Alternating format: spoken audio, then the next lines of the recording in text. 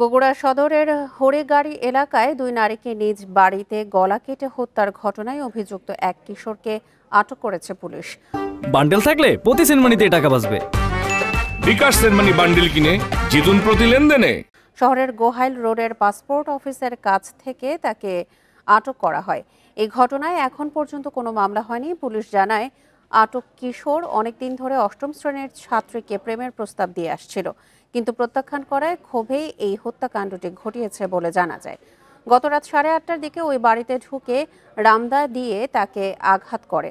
পরে তার দাদি লাইলি খাতুন ও লাইলির নাত বউ হাবিবাকে গলা কেটে হত্যা করে পালিয়ে যায়। পুলিশ মরদেহ উদ্ধার করে ময়নাতদন্তের জন্য শহীদ জিয়াউর রহমান মেডিকেল কলেজ হাসপাতালে পাঠায়।